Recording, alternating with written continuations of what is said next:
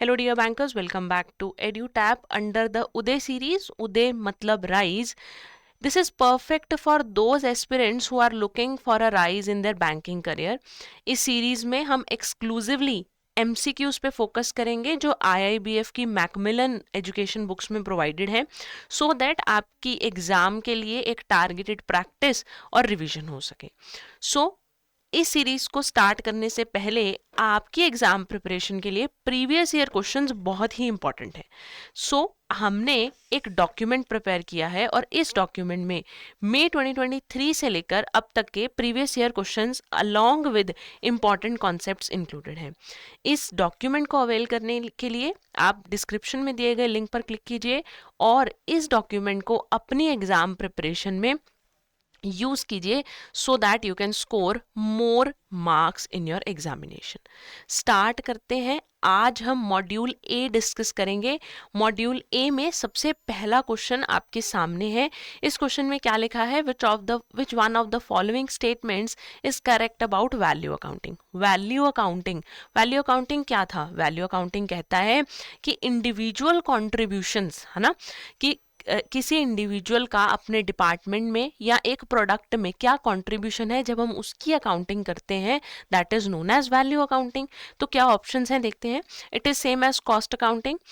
Value accounting is used to evaluate and capture individual contributions in making of a product. It takes into account only tangible contributions or it takes into account only intangible contributions.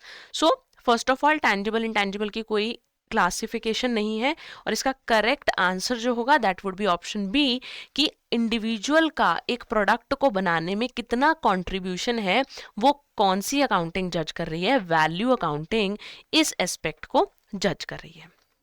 Next question US gap से related है. आपको पूछा है कि इनमें से कौन सी स्टेटमेंट यूएस गैप के रिगार्डिंग करेक्ट नहीं है. तो यूएस गैप की फुल फॉर्म क्या है? गैप की फुल फॉर्म है generally accepted accounting principles. Generally accepted accounting principles. और यूएस गैप का मतलब क्या है?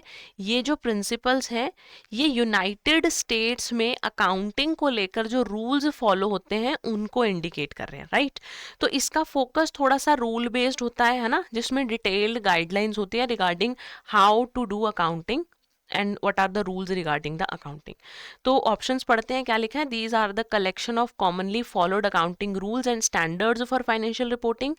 These have been adopted by US Securities and Exchange Commission. The main purpose of GAAP is to bring transparency and consistency in financial reporting, and these provide definite assurance that a company's financial statements are free from errors or intended omissions. आपका correct answer क्या होगा कि ये statements एक assurance देती हैं कि आपकी जो फाइनेंशियल स्टेटमेंट्स हैं उनमें कोई भी एरर या उनमें कोई भी ओमिशन जो है वो नहीं होगी. Your financial statements would be free from all kind of errors, right. Moving on to our next question. Next question is about fair value accounting. Fair value accounting क्या कहता है? एसेट या लायबिलिटी की करंट मार्केट वैल्यू कितनी है ना. Fair value accounting में हमने यही पढ़ा कि करंट मार्केट वैल्यू के बारे में इंडिकेशन देता है. तो कौन सी स्टेटमेंट आपकी about fair value accounting correct है? First is it takes into account only the current market value of only assets, सिर्फ एसेट्स की या फिर सिर्फ लायबिलिटीज की.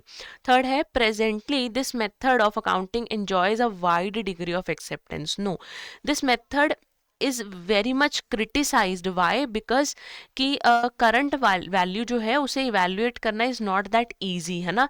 तो इसको वाइडली एक्सेप्ट नहीं किया जा रहा है. इस मेथड को इनफैक्ट क्रिटिसाइज किया जा रहा है and it is also known as current value accounting. So your option D would be the correct answer.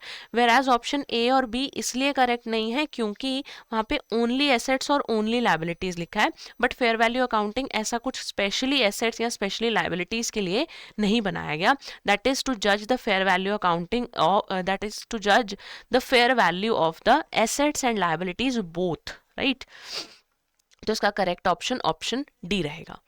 Next question, question number 4 IFRS के बारे में है. तो IFRS क्या है? IFRS ग्लोबल लेवल पर यूज होते हैं और फाइनेंशियल स्टेटमेंट्स को कंपैरेबल और ट्रांसपेरेंट बनाते हैं. Comparable and transparent, right. तो IFRS यूजुअली प्रिंसिपल बेस्ड होते हैं, यानी कि जजमेंट का ज़्यादा स्कोप नहीं होता। Whatever principles are being defined, आप उन्हीं प्रिंसिपल्स के हिसाब से अपनी अकाउंटिंग को करते हो। तो आपको IFRS की फुल फॉर्म बतानी है। IFRS की फुल फॉर्म है इंटरनेशनल फाइनेंशियल रिपोर्टिंग स्टैंडर्ड्स, यानी कि option A.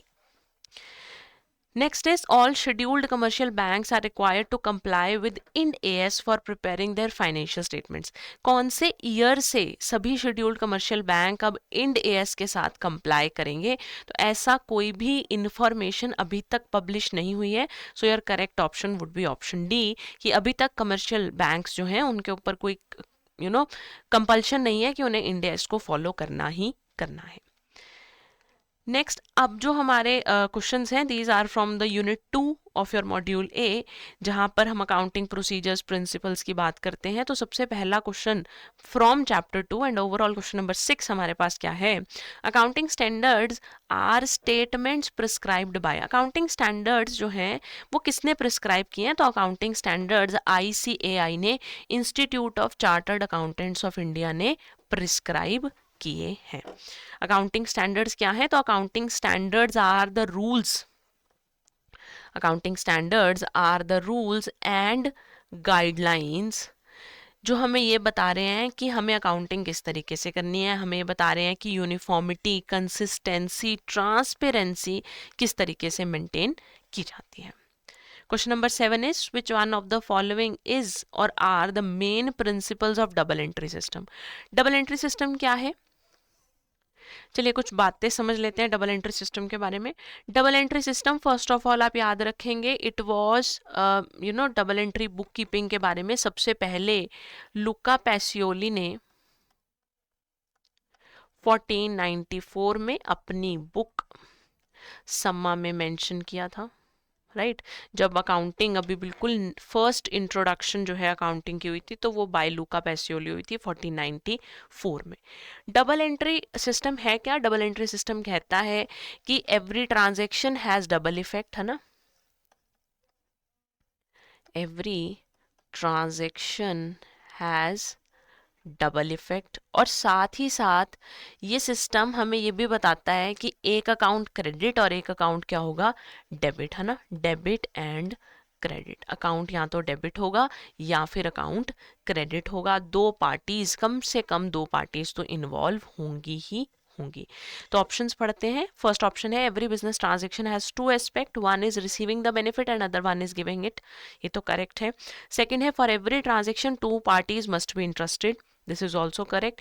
The twofold effect of a business transaction is recorded by debiting one and crediting the other account at the same time. तो आपका correct option क्या होगा? Option D, because ये तीनों ही बातें, first second and third, तीनों ही बातें बिल्कुल करेक्ट लिखी हुई हैं, जिनको अभी हमने डिस्कस भी किया है। Next, moving forward to question number 8, वो कह रहे हैं कि what is the need to bring standardisation, कि हमें प्रिंसिपल्स को स्टैंडर्डाइज क्यों करना है, हमें प्रिंसिपल्स को यूनिफॉर्म क्यों करना है, सब जगह सेम प्रिंसिपल होना ज़रूरी क्यों है।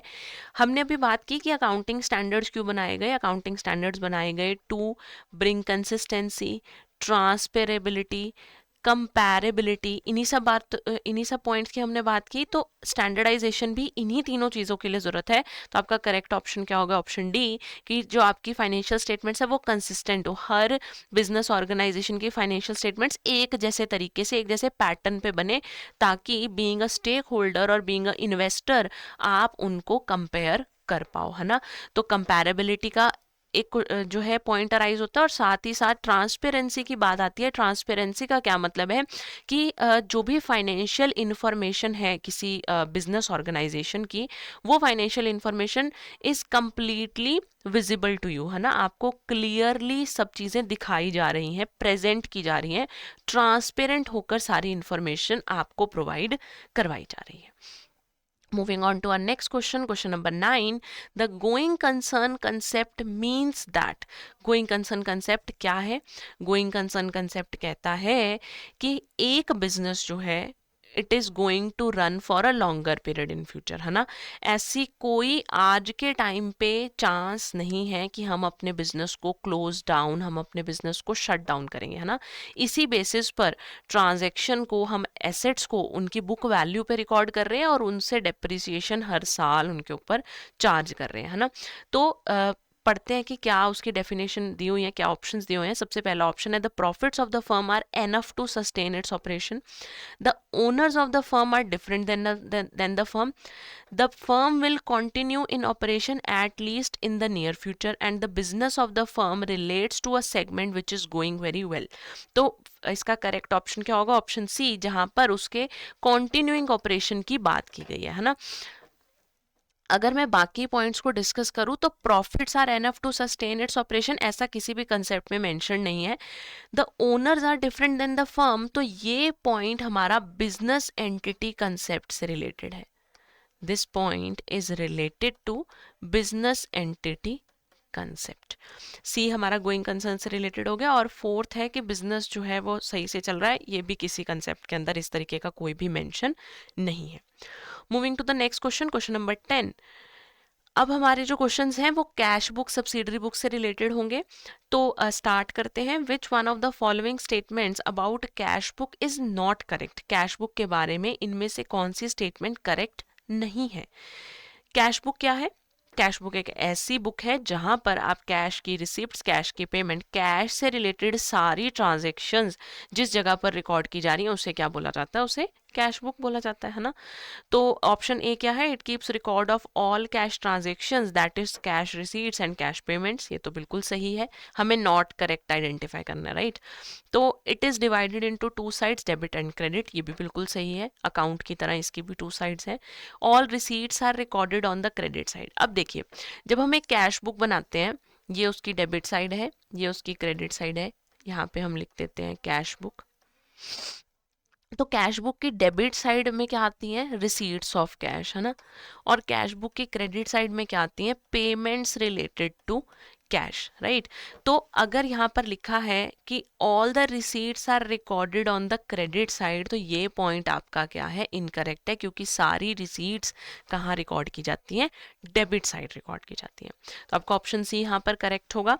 और लास्ट पॉइंट लिखा हुआ it is a journal as well as a ledger. This is very rightly said कि कैश बुक जो है it is known as a book of original entry. जैसे जर्नल को बुक ऑफ ओरिजिनल एंट्री कहा जाता है, उसी तरीके से कैश बुक को भी बुक ऑफ ओरिजिनल एंट्री कहा जाता है। तो इसको हम जर्नल और लेजर, यानी एक लेजर की तरह भी एक्ट करता है और बुक ऑफ ओरिजिनल एंट्री यानी जर्नल की तरह भी एक्ट करता है।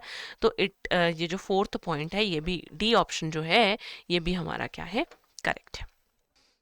क्वेश्चन नंबर 11 पे चलते हैं। Question number 11 is which one of the following is not a part of accounting cycle? तो देखिए, अकाउंटिंग साइकिल क्या है? एक ऐसा साइकिल दैट इज शोइंग कि अकाउंटिंग का प्रोसेस किस तरीके से है ना। अकाउंटिंग साइकिल को अगर हम रिवाइज करें तो सबसे पहले हम क्या करते हैं? ट्रांजैक्शंस को आइडेंटिफाई करते हैं, आइडेंटिफिकेशन करते हैं ट्रांजैक्शंस की। आइडेंटिफिकेशन में हम क्या देखते हैं? कोई ट्रांजैक्शन फाइनेंशियल नेचर की है या फिर नॉन फाइनेंशियल की है। जहां पर हम नॉन फाइनेंशियल ट्रांजेक्शन्स को रिजेक्ट कर देते हैं और फाइनेंशियल ट्रांजेक्शन्स को कंटिन्यू करके चलते हैं। आइडेंटिफिकेशन के बाद क्या होती है? रिकॉर्डिंग, है ना। सोर्स डॉक्यूमेंट्स की हेल्प से ट्रांजेक्शन्स को क्या किया जाता है? रिकॉर्ड किया जाता है। रिकॉर्डिंग कहाँ होती है? रिकॉर्डिंग होती है मैम जर्नल में। जर्नल के बाद ट्रांजेक्शन्स को क्लासीफाई किया जाता है, यानी कि क्लासिफिकेशन होती है। क्लासिफिकेशन कहाँ की जाती है? क्लासिफिकेशन की जाती है लेजर में, राइट। पहले आइडेंटिफिकेशन हुई, फिर रिकॉर्डिंग हुई, रिकॉर्डिंग के बाद क्लासिफिकेशन हुई। क्लासिफाई करने के बाद हम ट्रांजैक्शंस को क्या करते हैं? हम ट्रांजैक्शंस को समराइज करते हैं। समराइज कहाँ करते हैं? जो हम बना रहे हैं प्रॉफिट एंड लॉस अकाउंट या फिर हम बैलेंस शीट बना रहे हैं, ये क्या कर रहे हैं? हम ट्रांजैक्शंस को समराइज कर रहे हैं। यही हमारा अकाउंटिंग साइकिल है ना। तो इनमें से कौन सा अकाउंटिंग साइकिल का पार्ट नहीं है? रिकॉर्डिंग भी है, क्लासिफाइंग भी है, समराइजिंग में, but preparing is not a part of accounting cycle. तो आपका करेक्ट ऑप्शन होगा option A, right. Next question देखते हैं। Question number 12, which one of the following statements about journal and ledger is not correct? Journal और ledger के regarding इनमें से कौन सी स्टेटमेंट करेक्ट नहीं है? देखिए, जर्नल पहले बन रहा है, लेजर बाद में बन रहा है। स्टेटमेंट्स पढ़ते हैं क्या हमारे को प्रोवाइडेड है। The term posting means transferring the debit and credit items from journal to their respective accounts in the ledger. ये तो बिल्कुल सही बात है। जब हम सब पहले जर्नल बनाते हैं और उसके बाद ट्रांजैक्शन को हम क्या बनाते हैं, लेजर बनाते हैं ना। जर्नल में हम क्या कर रहे हैं, हम ट्रांजैक्शंस की रिकॉर्डिंग कर रहे हैं, वेयर एज लेजर में हम ट्रांजेक्शन्स को क्लासीफाई कर रहे हैं। जब ट्रांजेक्शन जर्नल से लेजर में जा रही है तो इसे हम क्या बोलते हैं, इसे हम बोलते हैं पोस्टिंग, राइट। तो पोस्टिंग का मतलब क्या है, डेबिट और क्रेडिट आइटम्स को जर्नल से उठा करके लेजर के हर एक अकाउंट के अंदर पोस्ट करना, करेक्ट। फिर है जर्नल क्रोनोलॉजिकल रिकॉर्ड है, लेजर एनालिटिकल रिकॉर्ड है, बिल्कुल सही बात। जर्नल जो है दैट इज क्रोनोलॉजिकल यानी सीक्वेंशियल रिकॉर्ड रखा जाता है, डेट वाइज रिकॉर्ड रखा जाता है जर्नल्स में। और लेजर्स जो है वो एनालिटिकल रिकॉर्ड है। एनालिटिकल रिकॉर्ड इसलिए कहा जाता है because you have to make an analysis कि कौन सी ट्रांजेक्शन कौन से अकाउंट की डेबिट साइड जाएगी या फिर क्रेडिट साइड जाएगी, क्योंकि ग्रुपिंग हो रही है। Option C is journal is more reliable as compare to ledger. ये भी बिल्कुल करेक्ट है, क्योंकि जर्नल सोर्स डॉक्यूमेंट की हेल्प से बनाया जा रहा है, तो जर्नल की रिलायबिलिटी ज़्यादा होती है एज कम्पेयर टू लेजर, जहाँ पर हम जर्नल से ट्रांजेक्शन को उठाकर पोस्ट कर रहे हैं। तो हो सकता है पोस्टिंग के टाइम पे आपसे कोई गलती हो जाए, है ना। तो इसलिए जर्नल की रिलायबिलिटी लेजर की रिलायबिलिटी से ज़्यादा है। Laser is the book of first entry, ये आपका इनकरेक्ट है, बिकॉज जर्नल जो है it is the book of original entry, first entry कुछ भी आप कह सकते हैं। वेयर एज जो आपका लेजर है it is the book of final entry, क्योंकि इसके बाद तो समराइजिंग ही होती है ना। तो आपका लास्ट ऑप्शन डी जो है वो इसका करेक्ट आंसर होगा। Next question, question number 13, any limited companies account is an example of. चलिए, personal, real, nominal, traditional approach, golden rules of accounting आपको याद होंगे, है ना। एक बार रिवाइज कर लेते हैं। हमारे पास अकाउंट्स 3 कैटेगरी में डिवाइडेड होते हैं according to traditional approach. One is personal, then comes real and then are nominal accounts, है ना। पर्सनल फर्दर 3 कैटेगरीज में डिवाइडेड है, नेचुरल पर्सन, नेचुरल पर्सन या पर्सनल, फिर आर्टिफिशियल पर्सनल और रिप्रेजेंटेटिव पर्सनल। यही थे, है ना। तो पर्सनल अकाउंट जो पर्सन से रिलेटेड होंगे, natural person made by God, artificial personal made by human being, जैसे किसी कंपनी ने किसी लॉ के थ्रू या किसी ह्यूमन ने किसी और नॉन लिविंग थिंग को पर्सन कंसिडर कर लिया, जैसे किसी कंपनी का अकाउंट, किसी बैंक का अकाउंट। ये सभी अकाउंट्स आर्टिफिशियल पर्सनल की कैटेगरी में आते हैं। और रिप्रेजेंटेटिव पर्सनल एक ग्रुप ऑफ पर्सनस को डिफाइन करता है। वहीं पर रियल अकाउंट मतलब एसेट्स अकाउंट, और नॉमिनल अकाउंट में सारे एक्सपेंसेस, सारे लॉसेस, सारे इनकम्स और सारे गेन से रिलेटेड अकाउंट्स आते हैं। तो लिमिटेड कंपनी का अकाउंट तो पर्सनल अकाउंट होगा, और पर्सन गॉड ने तो बनाया नहीं है, तो किसने बनाया इसे, ह्यूमंस ने या फिर लॉ ने। तो लिमिटेड पर्सनल अकाउंट जो है that would be categorised in the category of artificial personal account, because it is created by law. Artificial person है ये, रियल में एक ह्यूमन बीइंग नहीं है। Question number 14, goodwill and trademarks are example of. First of all तो हमें ये पता करना है कि गुडविल और ट्रेडमार्क्स क्या होते हैं ना। गुडविल और ट्रेडमार्क्स हमारे लिए इनटैंजिबल एसेट्स होते हैं।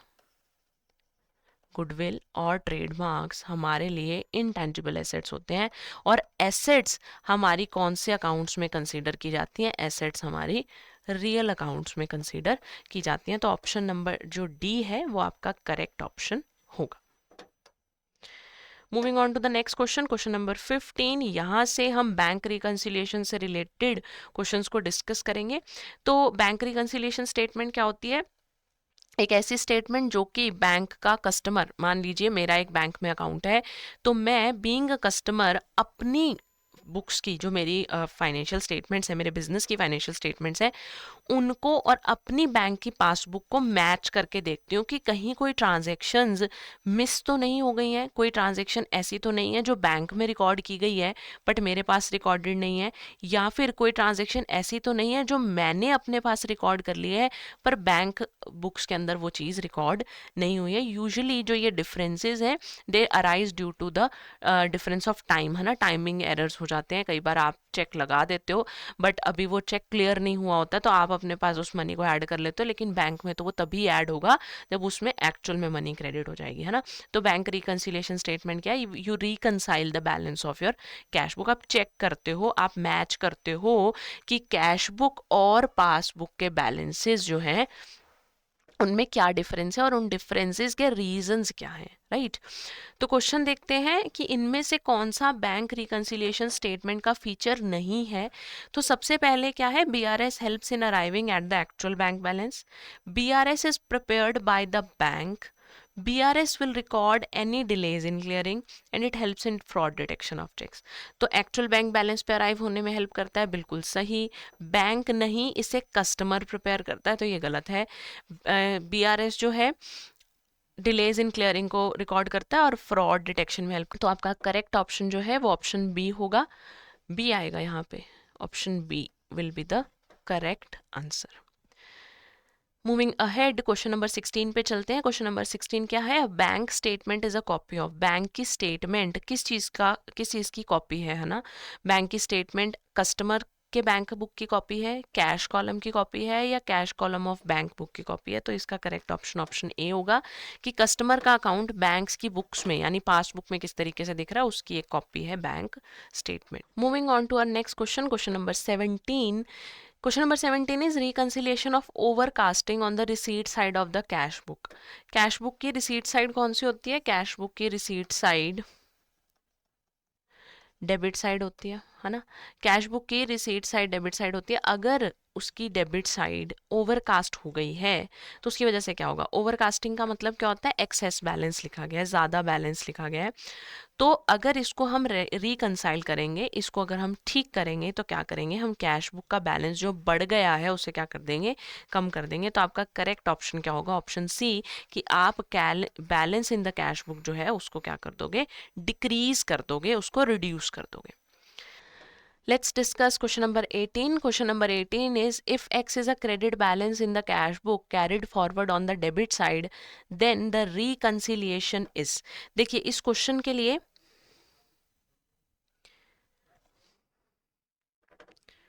let's do question number 18. Question number 18 is, if X is a credit balance in the cash book carried forward on the debit side, तो reconciliation कैसे की जाएगी। फर्स्ट ऑफ ऑल डेबिट और credit balances को समझते हैं। देखिए ये कैश बुक है, ये कैश बुक की डेबिट साइड है और ये कैश बुक की क्रेडिट साइड है ना। अब बात करते हैं डेबिट बैलेंस और क्रेडिट बैलेंस की। जब हम कैश बुक प्रिपेयर करते हैं, लास्ट में जब मैं balance CD closing balance calculate करूंगी, तो क्लोजिंग बैलेंस अगर मेरा इस साइड बचता है डेबिट साइड, तो इस बैलेंस को क्या कहा जाता है, इस बैलेंस को कहा जाता है क्रेडिट बैलेंस। और अगर मेरा क्लोजिंग बैलेंस क्रेडिट साइड बचता है तो इस बैलेंस को कहा जाता है debit balance. Is this clear. अब वो ये कह रहे हैं कि अगर क्रेडिट बैलेंस को आपने डेबिट बैलेंस की तरह कैरी फॉरवर्ड कर दिया है, देखिए जब भी ऑपोजिट साइड का एरर होगा, है ना, साइड ही गलत लिख दिया है, तो हमेशा डबल अमाउंट की बात होगी। क्लियर। तो देखते हैं कि क्यों होगी डबल अमाउंट की बात। पहला रीजन, फर्स्ट एंट्री क्या होगी, फर्स्ट एंट्री एक्चुअल उसको रिकॉर्ड करने के लिए होगी। जैसे यहाँ पे अगर ये क्रेडिट बैलेंस था तो I have to record it as a credit balance. ठीक है। सेकंड जो मेरे पास इसमें करेक्शन होगी, करेक्शन जो मेरे को करनी पड़ेगी वो मुझे करनी पड़ेगी डेबिट बैलेंस जो मैंने यहाँ गलती से कर दिया है उसको नलीफाई करना पड़ेगा, उसको मुझे रिवर्स करना पड़ेगा।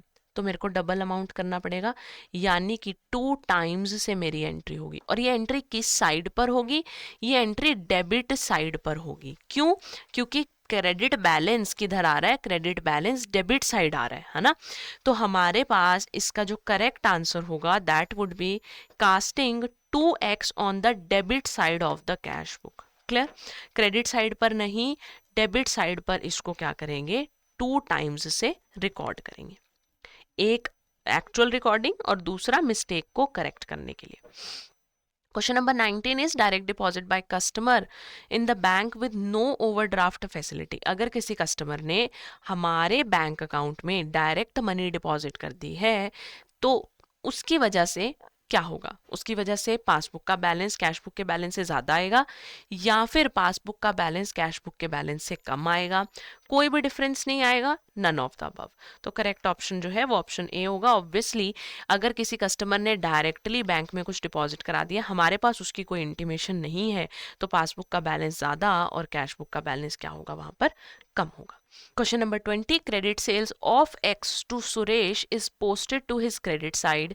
तो रेक्टिफिकेशन क्या होगी, अगर कोई क्रेडिट सेल की गई है सुरेश को और उसको हमने उसकी क्रेडिट साइड रिकॉर्ड कर दिया है। फर्स्ट ऑफ ऑल तो करेक्ट एंट्री देखते हैं ना, मेरी करेक्ट एंट्री इस केस में क्या होगी, अगर क्रेडिट सेल्स की हैं सुरेश को तो मेरी एंट्री जर्नल एंट्री क्या होगी, Suresh account debit to sales, right, यही एंट्री होगी। अब क्या किया हमने, हमने सुरेश की डेबिट साइड रिकॉर्ड करना था पर हमने सुरेश के किस साइड रिकॉर्ड कर दिया, क्रेडिट साइड। अब रेक्टिफिकेशन गलत साइड की पोस्टिंग है तो क्या किस अमाउंट से होगी, डबल अमाउंट से होगी। डबल अमाउंट से किस साइड होगी, डबल अमाउंट से डेबिट साइड होगी। एक्चुअल साइड कौन सी है, डेबिट, तो सही अमाउंट से सॉरी डबल अमाउंट से डेबिट साइड एंट्री होगी 1 for recording and 1 for rectifying. जो हमने गलती करी है उसको रेक्टिफाई करने के लिए, नलीफाई करने के लिए। तो आप क्या करेंगे, सुरेश को 2x से क्या कर देंगे, डेबिट, यानी ऑप्शन सी जो है वो आपके लिए करेक्ट आंसर होगा। Moving to the next question, question number 21. Freight expenses for carrying machinery is carried to travel account. Then rectification in trial balances. अगर मशीनरी को कैरी करने के लिए कुछ फ्रेट एक्सपेंसेस पे किए और वो फ्रेट एक्सपेंसेस ट्रैवल अकाउंट में रिकॉर्ड कर दिए तो रेक्टिफिकेशन क्या होगी। देखिए, जब आप कोई एसेट प्रोक्योर करते हैं तो उस एसेट को इंस्टॉल करने तक का जो खर्चा होता है उस पर्टिकुलर एसेट अकाउंट में रिकॉर्ड किया जाता है, क्लियर। तो यहाँ पर हमें एक्चुअल में मशीनरी अकाउंट को डेबिट करना था, ठीक है। करेक्ट तो मेरे पास यही अप्रोच थी कि मुझे मशीनरी को डेबिट करना था। इनकरेक्ट क्या करा हमने, इनकरेक्ट हमने ये करा कि हमने ट्रैवल अकाउंट को डेबिट कर दिया। तो इसको करेक्ट कैसे करेंगे, मशीनरी अकाउंट को क्या कर देंगे डेबिट, जो कि एक्चुअल में होना था, और ट्रैवल अकाउंट जो गलती से डेबिट हो गया उसको रेक्टिफाई करने के लिए उसे क्या कर देंगे, क्रेडिट। यानी मेरा ऑप्शन ए जो है वो करेक्ट होगा, that I have to debit machinery account and credit the travel account. Clear.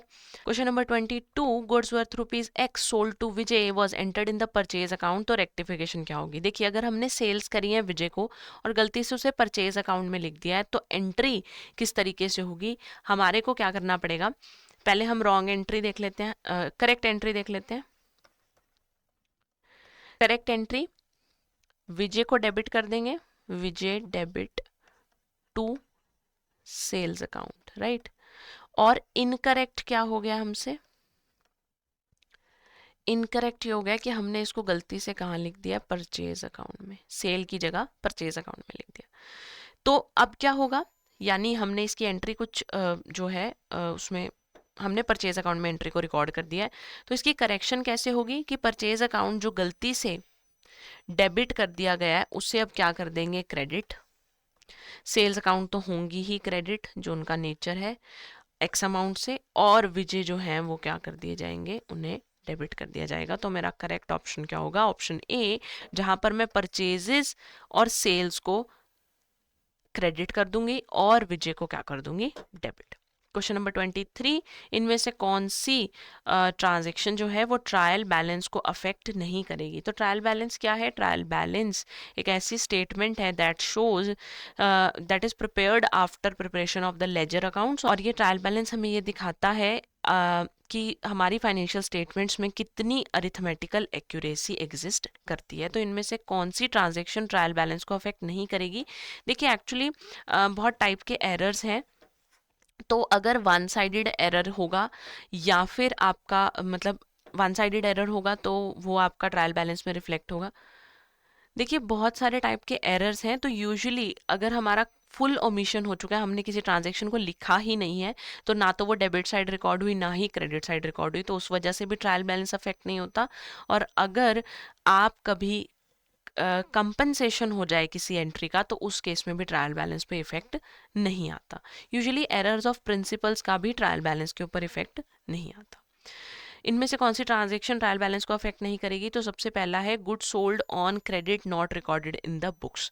आपने क्रेडिट पे गुड्स सेल करे बट उन्हें बुक्स में रिकॉर्ड ही नहीं किया है ना, तो कंप्लीट ओमिशन हो गई है। सेल्स रजिस्टर ओवरस्टेट हो गया, तो this will affect. Rent account अगर डेबिट क्रेडिट कर दिया इंस्टेड ऑफ डेबिट, ये भी अफेक्ट करेगा। सैलरी डेबिट कर दिया हाफ अमाउंट से, तो ये भी अफेक्ट करेगा। लेकिन ये जो हमारे पास है goods sold on credit not record in the books, ये मेरे पास क्या है? ये मेरे पास एक कंप्लीट ओमिशन है जो कि मेरे ट्रायल बैलेंस को अफेक्ट नहीं करेगी। Option A would be the right answer. Moving to the next question, question number 24। अब हम डेप्रिसिएशन से रिलेटेड क्वेश्चंस को डिस्कस करेंगे। डेप्रिसिएशन क्या है? Decrease in the value of the asset due to its use. आप एक एसेट को बिजनेस में यूज कर रहे हैं, with time, with change in technology and with usage जो है हमारी एसेट की वैल्यू डिक्रीज होती रहती है। And that decrease when we record it in the financial statements, accounting में जब उसे रिकॉर्ड किया जाता है तो उसे डेप्रिसिएशन का नाम दिया जाता है। तो डेप्रिसिएशन कैलकुलेट करने के बहुत सारे मेथड हैं। यहाँ पर ये पूछा जा रहा है कि कौन सा depreciation method volume of production के ऊपर डिपेंड करता है। तो वॉल्यूम ऑफ प्रोडक्शन के लिए यूनिट्स ऑफ प्रोडक्शन मेथड जो है वो वॉल्यूम ऑफ प्रोडक्शन पे डिपेंड करेगा। Question number 25, fixed percentage is charged as depreciation on the diminishing value of the asset। देखिए, जब फिक्स्ड परसेंटेज की बात आएगी, फिक्स्ड परसेंटेज पे डेप्रिसिएशन कैलकुलेट किया जा रहा है एसेट के ऊपर, तो वो straight line method of depreciation होगा, जहां पर डेप्रिसिएशन जो है वो useful life of the asset में हम इक्वल लेवल पर, इक्वल बेसिस पर डिवाइड कर देते हैं। तो करेक्ट ऑप्शन क्या होगा? Option A, straight line method of depreciation. इनमें से कौन सी स्टेटमेंट डेप्रिसिएशन के रिगार्डिंग ट्रू नहीं है? तो depreciation is an expense charge to P&L account, बिल्कुल सही बात है। Depreciation profit and loss account की debit side as an expense record किया जाता है।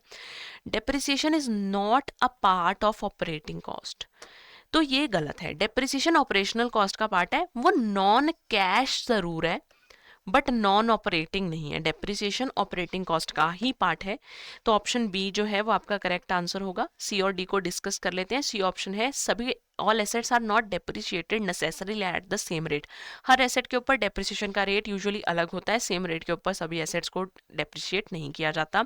And depreciation is like an insurance expense. Yes, जो डेप्रिसिएशन है वो एक इंश्योरेंस एक्सपेंस की तरह माना जाता है, बिकॉज ये एसेट के वियर एंड टीयर वाले रिस्क को कवर कर रहा है। जैसे इंश्योरेंस फ्यूचर लॉसेस से हमें प्रोटेक्ट करता है, वैसे ही डेप्रिसिएशन भी एसेट की वैल्यू का जो लॉस है उसे विद टाइम एडजस्ट करता है। डेप्रिसिएशन की वजह से depreciation shrinks the dash value of the asset. ठीक है, तो यहाँ पे सबसे पहले यहाँ आएगा scrap value of the asset, market value of the asset, residual value of the asset और book value of the asset. देखिए, स्क्रैप वैल्यू तो होती है जो एसेट की एंड, जब एसेट, मान लो एसेट की एक यूजफुल लाइफ सपोजिंगली 5 साल है, 5 साल के बाद वो एसेट स्क्रैप में कितने की बिकेगी, that is the scrap value of the asset.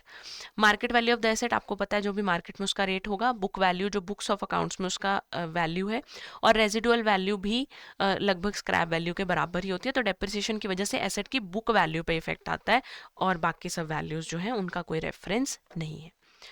Question number 28, accounting standards कौन से, अकाउंटिंग स्टैंडर्ड 10 और 16, इनमें से कौन से मेथड ऑफ डेप्रिसिएशन को रिकॉग्नाइज करते हैं? तो अकाउंटिंग स्टैंडर्ड जो है इन तीनों ही मेथड, चाहे वो स्ट्रेट लाइन हो, रिटन डाउन वैल्यू मेथड हो या फिर यूनिट्स ऑफ प्रोडक्शन मेथड हो, तीनों ही मेथड्स को रिकॉग्नाइज करते हैं। तो आपका करेक्ट ऑप्शन ऑप्शन डी होगा। तीनों मेथड्स को एक बार डिस्कस कर लेते हैं। हमने बात की straight line method of depreciation की, जहां पर वी हैव टॉक्ड अबाउट कि जब यूनिफॉर्म रेट पर डेप्रिसिएशन हर साल लगेगा बुक वैल्यू के ऊपर, तो उसे क्या बोला जाएगा? Straight line method of depreciation. वहीं डिमिनिशिंग बैलेंस क्या होगा? डिमिनिशिंग बैलेंस मेथड में जब आप डेप्रिसिएशन कैलकुलेट करेंगे तो हर साल जो आपकी न्यू वैल्यू आएगी एसेट की, है ना, उसके ऊपर डेप्रिसिएशन कैलकुलेट किया जाएगा, राइट। तो हर साल जो एसेट की बुक वैल्यू चेंज होती जाएगी उस वैल्यू के ऊपर डेप्रिसिएशन को चार्ज किया जाएगा, तो वो डिमिनिशिंग बैलेंस है। और units of production method production की कितनी प्रोडक्शन आप कर रहे हैं उसके ऊपर कंप्लीटली डिपेंडेंट है। क्वेश्चन नंबर 29, अब बात करते हैं कैपिटल रेवेन्यू एक्सपेंडिचर्स की। कैपिटल और रेवेन्यू एक्सपेंडिचर्स क्या होते हैं? तो कैपिटल एक्सपेंडिचर ऐसे होते हैं जो यूजुअली एसेट की वर्थ को, एसेट की वैल्यू को, उसके यूज को इम्प्रूव करते हैं, है ना, लॉन्ग रन में बेनिफिट देते हैं, तो वो कैपिटल एक्सपेंडिचर है। जो बेनिफिट्स आपके जो एक्सपेंडिचर्स आपके डे टू डे रनिंग के लिए किए जाते हैं तो वो एक्सपेंडिचर्स रेवेन्यू एक्सपेंडिचर्स की कैटेगरी में कंसीडर किए जाते हैं। तो ऑल रेकरिंग, रेकरिंग मतलब रूटीन बेसिस एक्सपेंडिचर जो है वो कौन से कैटेगरी में आएंगे? तो they will be considered under revenue expenditure, अभी हमने बात की है। Question number 30, freight expenses for moving machinery to factory. अगर आपको मशीनरी को फैक्ट्री की तरफ मूव करना है तो उसके लिए फ्रेट एक्सपेंसेस कौन सी कैटेगरी में कंसिडर होंगे?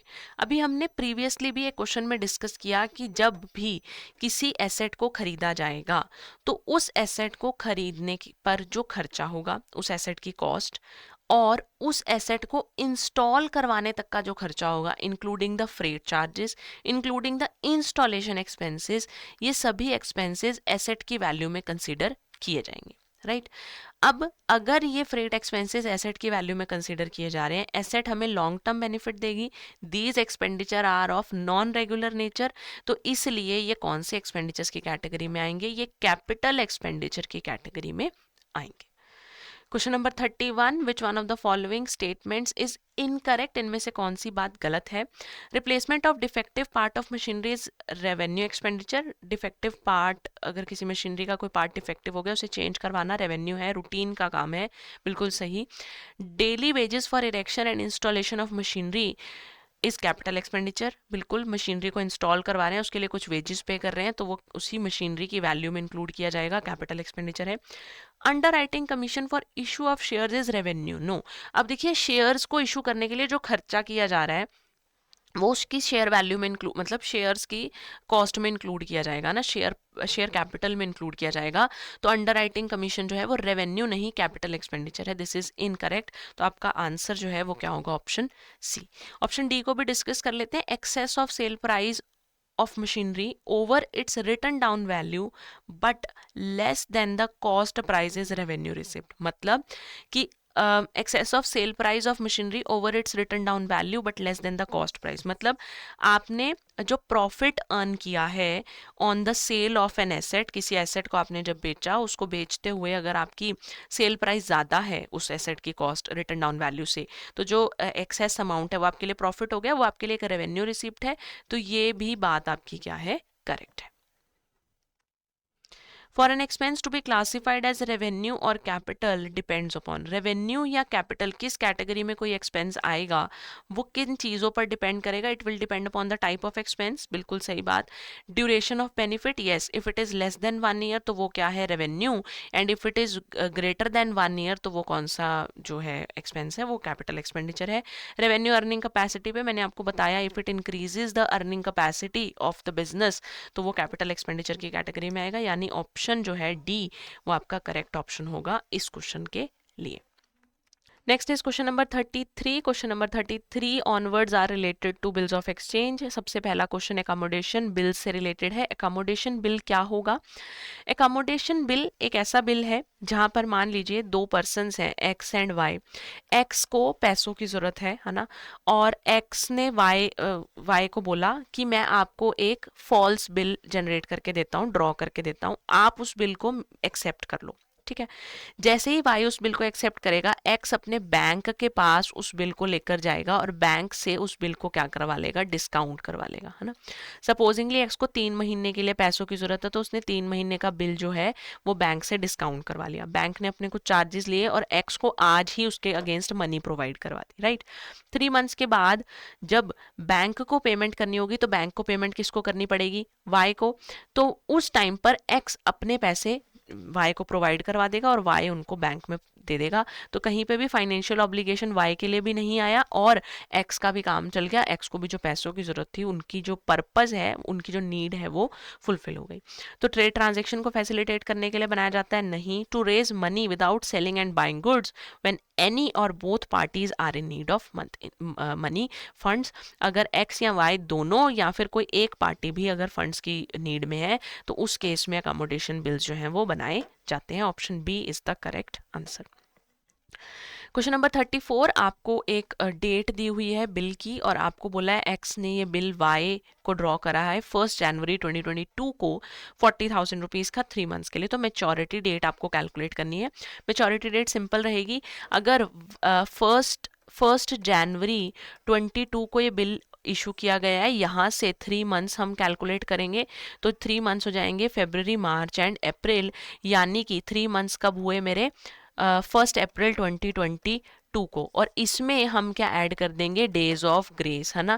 कितने डेज ऑफ ग्रेस ऐड किए जाते हैं? तो डेज ऑफ ग्रेस ऐड किए जाते हैं 3। तो फर्स्ट को अगर मैं 3 डेज ऐड कर दूंगी तो ये आ जाएगी 4 April 2022 would be the right answer. तो ऑप्शन ए जो है वो आपका इस रिगार्ड में करेक्ट होगा। Question number 35, noting charges are. Noting charges क्या होते हैं? देखिए, सपोजिंगली 2 पर्सन्स हैं, again X and Y. X ने बिल ड्रॉ किया वाई को, वाई ने उसे एक्सेप्ट कर लिया। जिस दिन वाई ने पेमेंट करनी थी, वाई ने पेमेंट नहीं करी। 2 महीने का ये बिल था, 2 मंथ्स के बाद वाई ने पेमेंट ही नहीं करी। अगर वाई ने पेमेंट नहीं करी तो वो बिल जो है वो बिल क्या हो गया? बिल हो गया डिसऑनर। अगर अब बिल डिसऑनर हो गया है तो उस डिसऑनर को, एक्स को, उस डिसऑनर की इंफॉर्मेशन नोटरी में देनी पड़ेगी और वहां पर उसको उस इंफॉर्मेशन को रिकॉर्ड करवाने के लिए नोटिंग चार्जेस पे करने पड़ेंगे। तो नोटिंग चार्जेस क्या है? नोटिंग चार्जेस ऐसे चार्जेस हैं जो कि नोटरी पब्लिक को देने पड़ते हैं for recording the dishonour of the transaction. आपका अगर कोई बिल डिसऑनर हो गया तो उसके लिए आपको नोटरी पब्लिक को जब नोट करवाएंगे तो उसके अगेंस्ट कुछ चार्जेस लगते हैं, those are noting charges. Question number 36, इनमें से कौन सी स्टेटमेंट सही नहीं है? There is no difference in appearance between trade and accommodation bill. A bill of exchange must be accepted. Drawee is the maker of the bill and creditors draws the bill on the debtors. Trade bill और accommodation bill में कोई भी difference नहीं है, बिल्कुल सही बात है। बिल ऑफ एक्सचेंज एक्सेप्ट होना चाहिए तभी वो वैलिड माना जाएगा। ड्रॉई कभी भी बिल का मेकर नहीं होता, हमेशा ड्रॉअर होता है बिल का मेकर, और क्रेडिटर हमेशा डेटर के ऊपर बिल ड्रॉ करता है। तो आपका ऑप्शन सी जो है वो क्या होगा? करेक्ट आंसर होगा। 37, विच one of the following is true. इनमें से कौन सी बात सही है? ट्रू स्टेटमेंट वेरीफाई करनी है हमें। ट्रू स्टेटमेंट के लिए an insolvent is a person from whom some portion of debt is recoverable. Insolvent ऐसा पर्सन है जिससे आपको कुछ डेट का पार्ट मिल जाएगा। इंसॉल्वेंट पर्सन वो होते हैं जिनके पास मनी नहीं है ना, उनके पास अब फंड्स की कमी हो चुकी है, फंड्स उनके पास खत्म हो चुके हैं, तो उनसे कोई भी डेट का पोर्शन रिकवर नहीं होता। This is not right. Drawer drags the drawee to court in case of dishonour of accommodation bill. Accommodation bill अगर डिसऑनर हो जाएगा तो ड्रॉअर ड्रॉई को ड्रैग करेगा? बिल्कुल भी नहीं। अकोमोडेशन बिल तो वैसे ही फॉल्स बिल्स टाइप होते हैं, एक्चुअल में कोई बाइंग सेलिंग नहीं हुई होती है, तो you can't drag the ड्रॉई to the court. और when the due date of the bill falls on the public holiday, it is payable on the earlier working day. This is right, ये बात बिल्कुल ठीक है। देखिए, कभी भी अगर आपका बिल पब्लिक हॉलीडे पे फॉल कर रहा है, पब्लिक हॉलीडे में 26 जनवरी, 15 अगस्त, 2 अक्टूबर यूजुअली कंसीडर की जाती है, तो बिल जो है वो एक दिन पहले ऑटोमेटिकली आपको एक दिन पहले पे करना पड़ेगा। मान लीजिए अगर आपका कोई बिल मैच्योर हो रहा है 26 जनवरी को, तो उसकी मैच्योरिटी जो है वो 25 जनवरी को हो जानी चाहिए, एक दिन पहले। ठीक है, ये तो है पब्लिक हॉलीडे का case. This is for public holiday. And if we talk about emergency,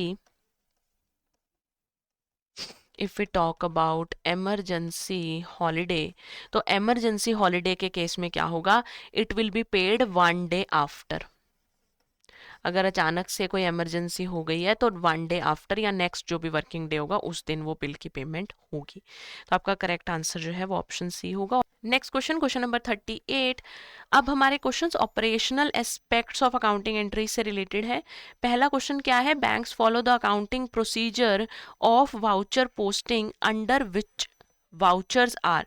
जब बैंक वाउचर पोस्टिंग करते हैं तो उस केस में वाउचर्स जो हैं उन्हें किस किस तरीके से रिकॉर्ड किया जाता है। देखिए बैंक्स ना जर्नल और लेजर ये सारा प्रोसेस नहीं फॉलो करते। बैंक्स क्या करते हैं, सोर्स डॉक्यूमेंट से जो सीधा ही अकाउंट्स के अंदर ट्रांजेक्शन्स कर देते हैं। ट्रांजेक्शन को डायरेक्ट सब्सिडरी अकाउंट्स में ट्रांसफर कर दिया जाता है, लेजर में ट्रांसफर कर दिया जाता है। तो आपका इसका करेक्ट ऑप्शन जो है वो ऑप्शन बी होगा, straight away posted to the individual accounts in the subsidiary ledgers. Let's discuss question number 39। Question number 39 क्या है कि which one of the following is not a debit voucher. सबसे पहले debit voucher को समझ लेते हैं। डेबिट वाउचर क्या है, एक्सपेंस और पेमेंट वाउचर। जब भी बैंक को एक्सपेंस या पेमेंट करनी होगी तो वो डेबिट वाउचर बनाएगा, है ना। तो ऑप्शंस देखते हैं, challans for deposit into accounts of central and state government. अब तो ये डिपॉजिट्स की बात ही कर दी इन्होंने सबसे पहले, तो आपका करेक्ट ऑप्शन जो है वो ऑप्शन ए होगा। बाकी ऑप्शंस को भी डिस्कस कर लेते हैं। अगर चेक्स कस्टमर ने इशू करे हैं तो that is an expense, debit voucher है। This is a credit voucher, right. और अगर किसी और ब्रांच ने आपको ड्राफ्ट इशू करके दिए, आपकी ब्रांच से पेबल हैं तो आपके पास से फिर से पैसे जा रहे हैं, पेमेंट हो रही है, तो ये भी डेबिट वाउचर है। और टर्म डिपॉजिट की कोई रिसीट्स आपको मिली हैं, वो भी आपको पेमेंट करनी है उस केस में भी, तो वो भी आपके लिए क्या है, एक डेबिट वाउचर ही है। Question number 40, which one of the following is not a credit voucher. अब जहां पर डेबिट वाउचर एक्सपेंसेस और पेमेंट से रिलेटेड हैं, तो क्रेडिट वाउचर किससे रिलेटेड होंगे, क्रेडिट वाउचर रिलेटेड होंगे इनकम्स और डिपॉजिट से रिलेटेड, ठीक है। तो अगर क्रेडिट वाउचर इनकम और डिपॉजिट से रिलेटेड हैं तो आइडेंटिफाई करते हैं कि इनमें से कौन सा इनकम नहीं है। Pay in slip filled by the customer, अगर पेन स्लिप कस्टमर ने फिल किया, बैंक में पैसे आ रहे हैं, तो this is a credit voucher. Application for issue of term deposits, तो ये भी आपके पास क्रेडिट वाउचर है, आपके पास पैसे आ रहे हैं। Voucher prepared by the branch on its printed stationery which is authorised by a bank official, तो ये भी आपके पास क्या है, क्रेडिट वाउचर है। Letter of authority signed by a customer containing a standing instruction.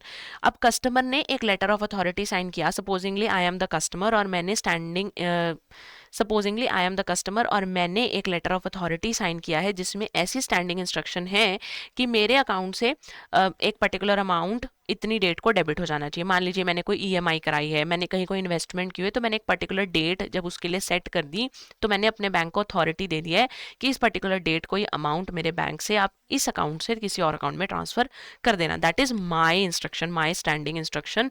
तो वो बैंक के लिए क्या होगी, एक एक्सपेंस होगी, एक पेमेंट होगी। तो ये जो है ये एक डेबिट वाउचर का केस आ जाएगा। और अगर ये डेबिट वाउचर का केस है तो ऑप्शन डी जो है वो आपके लिए क्या होगा, करेक्ट आंसर होगा। Question number 41, which one of the following statement is not correct about the accounting system in the banks. Bank के अकाउंटिंग सिस्टम को लेकर इनमें से कौन सी स्टेटमेंट करेक्ट नहीं है। सबसे पहला ऑप्शन है, accounting statements of different banks very in terms with nature of transactions processed. तो अकाउंटिंग सिस्टम जो है हर बैंक का अलग होगा क्योंकि हर बैंक में जो ट्रांजेक्शन का नेचर है वो अलग अलग होता है, तो बिल्कुल करेक्ट है। Software use in accounting system do not differ, this is incorrect. Software differ करता है, तो आपका करेक्ट ऑप्शन ऑप्शन बी होगा। सी ऑप्शन भी रीड कर लेते हैं। लिखा है the accounting system in a bank is design keeping in view the nature and volume of operations and information needs of the stakeholders. बिल्कुल कि जो बैंक्स का अकाउंटिंग सिस्टम है वो इसी तरीके से बनाया जाता है कि किस तरीके से बैंक के स्टेक होल्डर्स की नीड है, किस तरीके से उस बैंक के कितना वॉल्यूम ऑफ ऑपरेशन उस बैंक का है, कि कितने अकाउंट्स जो हैं वो एक पर्टिकुलर बैंक डील करता है। नाउ जो हमारे क्वेश्चंस हैं वो बैक ऑफिस फंक्शन से रिलेटेड है। बैक ऑफिस फंक्शंस में सबसे पहला क्वेश्चन हमारे सामने ये है, विच one of the following functions in a bank is normally not perform by the back office. Back office जो बैक एंड के काम करेगा, है ना, तो बैक ऑफिस इनमें से कौन से फंक्शंस को परफॉर्म नहीं करता। Reminders for renewal of term deposit back office करता है। Deposit of cash by the customer at the counter, जब काउंटर पे डिपॉजिट हो रहा है तो this is done by the front office not by the back office. तो option B आपका करेक्ट होगा। ऑप्शन सी और डी भी रीड कर लेते हैं। ऑप्शन सी क्या है, calculation and posting of interest in loan account. Interest की कैलकुलेशन, इंटरेस्ट की पोस्टिंग बैक ऑफिस करता है। जनरल लेजर और बाकी बुक्स ऑफ अकाउंट्स भी बैक ऑफिस बनाता है। Question number 43, which one of the following transaction does not result in inter office debit and credit entry. Inter office debit और credit entry का क्या मतलब होता है? जब एक बैंक ब्रांच की ट्रांजेक्शन किसी दूसरी बैंक ब्रांच से रिलेटेड हो तो it is inter office, it is inter bank transaction you can say, है ना। तो एक ब्रांच डेबिट हो जाती है, दूसरी ब्रांच क्रेडिट हो जाती है, लेकिन ओवरऑल जो आपका ब्रांच बैलेंस है उसके ऊपर इसका कोई भी इफेक्ट नहीं आता। तो यहाँ पर अगर advance to a staff member by debit, advance to a staff member by debit to suspense account, तो उस केस में जो है अगर आपने सस्पेंस अकाउंट में डेबिट कर दिया तो यही आपका इंटर ऑफिस में रिजल्ट नहीं करेगा। ऑप्शन ए आपका करेक्ट है। बाकी ऑप्शंस भी रीड कर लेते हैं। अगर ड्राफ्ट इशू हुए हैं, एक बैंक से दूसरे बैंक में पेमेंट हो रही है तो इंटर ऑफिस है। Received from other branches of the proceeds of instrument send to collection, बिल्कुल इंटर ऑफिस ट्रांजेक्शन है। और payment of travellers cheque issued by other branch, किसी और ब्रांच से रिलेटेड जो भी ट्रांजेक्शन है वो सभी की सभी इंटर ऑफिस डेबिट या क्रेडिट ट्रांजेक्शंस हैं। Question number 44, the problem about reconciliation at the branch level which has not been resolved by computerization. Computerization से इनमें से कौन सी reconciliation problem solve नहीं हो पाई? तो sundry डिपॉजिट्स अकाउंट की और जो हमारे सस्पेंस अकाउंट्स हैं उनसे रिलेटेड प्रॉब्लम जो है वो कंप्यूटराइजेशन में भी रिजॉल्व नहीं हो पाई। तो ऑप्शन डी जो है वो आपका क्या होगा? करेक्ट आंसर होगा।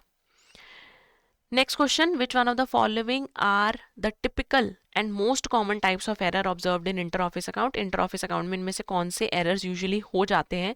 Recording of particulars account in incorrect field, double recording of the same transaction, posting of transaction in incorrect office account. ये तीनों ही एरर्स जो हैं वो यूजुअली इंटर ऑफिस अकाउंट्स में हो जाते हैं। इनकरेक्ट फील्ड में रिकॉर्डिंग, डबल रिकॉर्डिंग या फिर इनकरेक्ट ऑफिस अकाउंट में ट्रांजेक्शन हो गई, तो all of the above would be the right answer. Question number 46, which one of the following are the common errors in the branch daily statements?